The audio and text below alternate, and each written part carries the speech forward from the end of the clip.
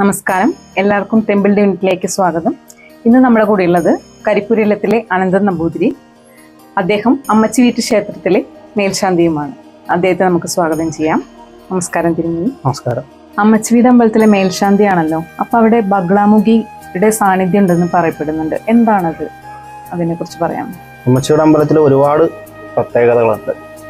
അതിലുപരി ശരിക്കും ഇതൊരു കുടുംബ അമ്പലമാണ്. നമ്മൾ സാധാരണഗതിയിൽ കാണുന്ന പോലെ ഇതൊരു ട്രസ്റ്റോ അല്ലെങ്കിൽ ദേവസ്വം ബോർഡോ പ്രൈവറ്റ് ആയിട്ടുള്ള അമ്പലമല്ല. ഇതൊരു കുടുംബ ഉണ്ണിത്താന്മാരെന്നൊക്കെ പറയുന്നു, അവരുടെ കുടുംബ അമ്പലമാണ്.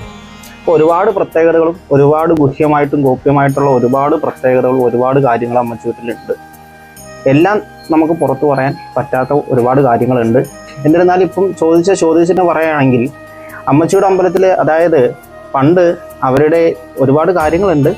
അപ്പം ഇവരുടെ ഈ ഒരു കുടുംബത്ത് ഇങ്ങനെ, അതായത് ഭഗവതി അമ്പലത്തിലോട്ട് വന്നല്ലോ അവര്, അതായത് ശാസ്താംകോട്ടയിലെ ശാസ്താവ് ഭഗവാൻ, സാക്ഷാൽ ഭഗവാൻ എന്നറിയപ്പെടുന്ന ശാസ്താവ് പൂജിച്ച ഭഗവതിയാണ്. അതായത് ശാസ്താവിൻ്റെ ഒരു ഗുരുവാണ് അമ്മച്ചിയുടെ ഭഗവതി എന്ന് പറഞ്ഞാൽ. അത്രയും പ്രാധാന്യമാണ്, അത്രയും പവർഫുള്ളാണ് ഭഗവതി എന്ന് പറഞ്ഞു കഴിഞ്ഞാൽ.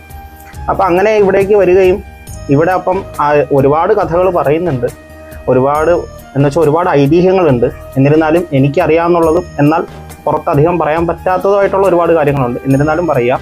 അപ്പം ഇവിടെ ഇങ്ങനെ ഒരുപാട് ദോഷങ്ങൾ ഉണ്ടാകുന്ന സമയത്ത് ഭഗവതി എന്ന് പറഞ്ഞ ഒരു ആദിപരാശക്തിയാണ്.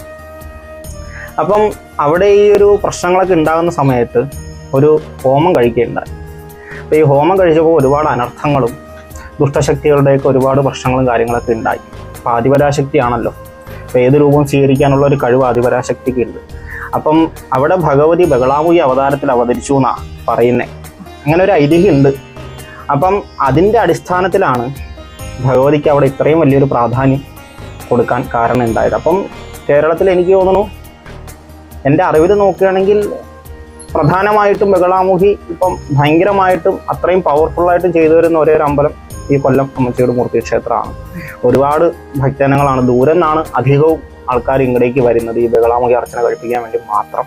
അത്രയും പവറാണ്. അപ്പോൾ ഇങ്ങനെയുള്ള ഒരുപാട് കാര്യങ്ങൾ ഉള്ളതുകൊണ്ടാണ് ഈ ബഗളാമുഖിക്ക് അവിടെ ഇത്രയും പ്രാധാന്യം വന്നത്. സാധാരണഗതിയിൽ ഭദ്രകാളിയുടെ അമ്പലത്തിലാണ് ബഗളാമുഖിക്ക് കുറച്ച് പ്രാധാന്യം എന്ന് പറഞ്ഞാൽ, ഇവിടെ ഭദ്രകാളിയാണോ അല്ലേ എന്ന് എനിക്ക് പറയാൻ കുറച്ച് ബുദ്ധിമുട്ടുണ്ട്.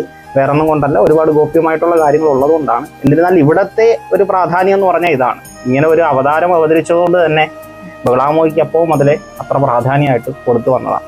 അപ്പോൾ ആയതിനാലാണ് ഇവിടെ അമ്മച്ചിയുടെ അമ്പലത്തിൽ ഇത്രയും ബഗളാമുഖിക്ക് ഇത്രയും പ്രാധാന്യം കൂടാൻ കാരണം ഉണ്ടായത്.